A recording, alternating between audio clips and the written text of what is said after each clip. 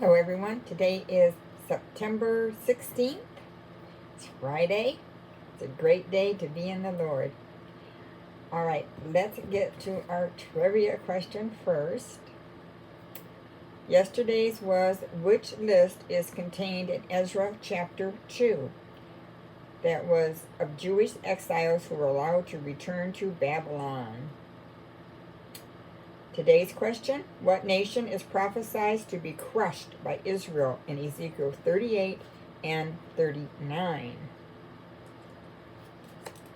All right, here at God Crochet and Chatter, we come on every day during the week, and I do a daily devotional, as well as every day I come on and do an everyday inspiration for your edification. So today's lesson is words in company. Now this is going to be a little tough one for a lot of us. So let me see what you think.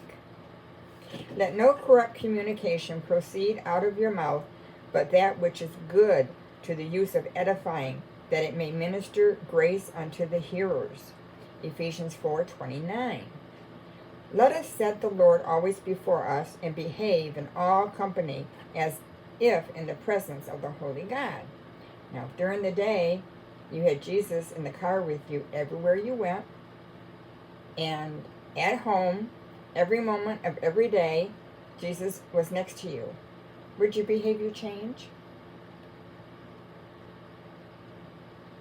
Would your behavior change? Let us set the Lord always before us and behave in all company as if in the presence of the Holy God and His holy angels, who are always close to hear our words and see our carriage.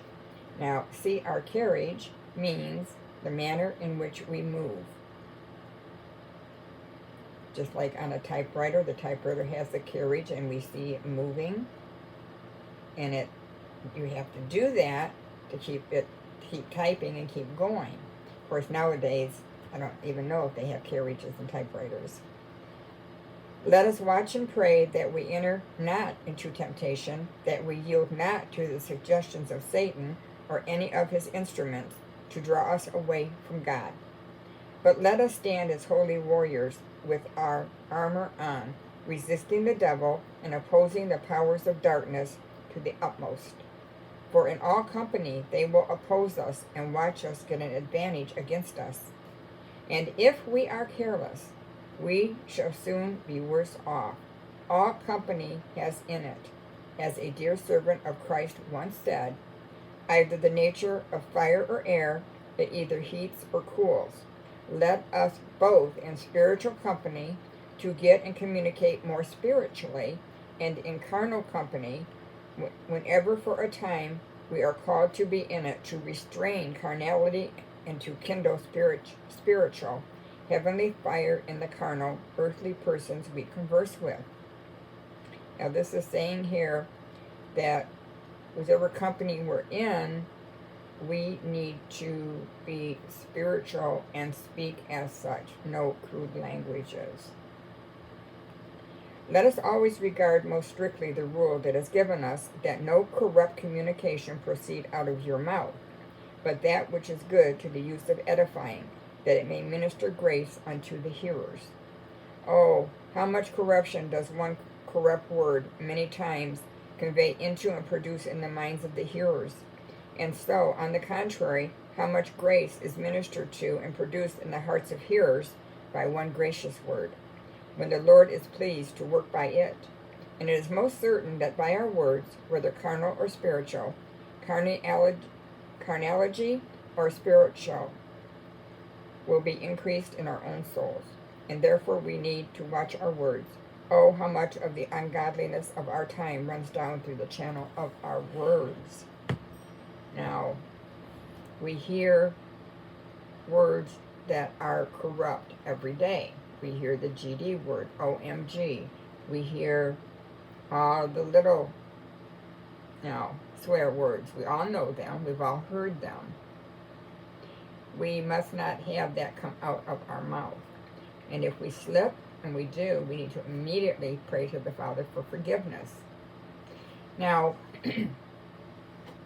Here's something I've been dwelling on. Ron and I have gone through a lot of art movies and gotten rid of them because of the profanity. And it's a shame because a lot of these movies are really good movies. A lot of them are good versus evil. And of course, in the movie, evil is going to speak evilness. But in the end, goodness wins out. So, Ron and I watched Back to the Future. 1, 2, and 3, of course. And there was a lot of JC, there was a lot of GD. I was shocked when I watched it. I had not realized that. So what do? Do we throw that set away? Are we going to please God or please men? Should we allow things in our home that have these horrible profanities and movies in them? I dare say you'd get rid of half your movies. Now we have several good things. We have the Little House on the Prairie series. We have, I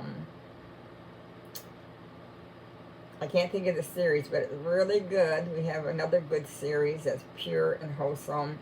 We have a lot of good Christian movies that are pure and wholesome. Even in Forrest Gump, I believe the man that plays, I think it's Gary Sinise, plays the man that got his legs blown off. And even in there, he says, I believe he says the GD word. It's a good movie, and in the end, I think he found his peace with God. So, do I throw that movie away because he said that bad word, but in the end, he came around? It's a tough decision to make for each and every one of us, and each and every one of us has to do what the Lord would have us to do. If the Lord was sitting next to you, would you feel comfortable when that part of the movie came on? Last night we watched Wind Talkers. Great movie. Great movie. Again, profanity. I mean, we're talking pretty tough profanity. And, you know, I think Ron and I are going to go through our movies again, and as much as we are going to dislike throwing away some of those movies, because in the end, goodness wins out. And in reality, we were soldiers, a lot of those. Well, realistically, when people are in a war situation, they're not going to say, oh gee, I wish they stopped shooting us. You know, when they're having those bullets fly over and seeing people with their arms and limbs blown apart, and they may be next, and they're going to say a few choice words, I'm sure. And it's all the adrenaline and all that stuff. And I think as Christians, we need to keep our composure in all situations. And if anything, pray to God during those times of fear, anxiousness, and say, Lord, help me, I'm so afraid I'm going to pee my pants, you know. So I think we have to not only look at the crude language that we use, but others use. I have corrected people that have said the F word and the GD word in front of me, and I say, you know, I'm a Christian, and I would prefer you wouldn't use that type of language around me. That's perfectly okay, because they have no trouble belting out those words. And I'm not around people that constantly swear like that. I can't take it. It's crude, it's disgusting, and I'm not going to stand for it. And, you know, I let out a little nippy word. I don't do the GD and the F word, but once in a while, you know, one slips out, and I immediately pray for forgiveness, you know, and it's usually at times when I'm in super high pain or something, but it's not often, but I realize my sinful part will come out once in a while, and I ask God for forgiveness, and I'm striving every day to be better than I was the day before. I think all of us can attest to that if we're truly honest with ourselves. So you may want to go through your movies and rethink them and think about what you're setting before your eyes. And there are so many wonderful good movies out there that don't contain that kind of stuff. The Terminator series, I believe it has some profanities like that in it. I love that series. I may have to let loose of it. I'm going to let loose of it. Because I think sometimes we need to do a cleaning of our house.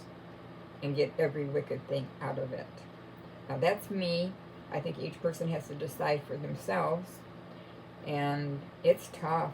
It's tough to find wholesome movies, especially nowadays with all the movies are coming out with the gays and the abortion and all kind of nastiness like that. It's getting harder and harder. So I will keep doing movie reviews on the movies that we watch and enjoy that are very wholesome and are excellent to watch. So, all right, everyone, that's it for today. Words in company, whether it's the company of people we know or the company of actors. All right, you take care. This is Suzanne at God Crochet and Chatter. I'm still not doing much crochet these days because my shoulder is still in the process of healing, which all in good time. Everything has a time and a season, right? Well, you take care. Thank you so much for tuning into my channel. I appreciate each and every one of you. Thank you for your wonderful comments. Kathy, I'm so pleased that your sister is now watching also. Thank you for your wonderful comment. You told me that it inspired you, the everyday inspiration. And that's what I'm here for, is God working through me to perhaps get a message that you need to hear and that I need to hear. And we're all in this together, right? We're all fellows in the same ship. Fellowship. I heard that a long time ago. It always stuck with me. All right, you go out and have a blessed day in the Lord. We've got to get ready for Ron's doctor's appointment today. So you take care, and I will be back on Monday with an overview of the book of the Bible. I think we're on Colossians, and I will be back on tomorrow and Sunday with an everyday inspiration. All right, take care. Love each and every one of you. Bye.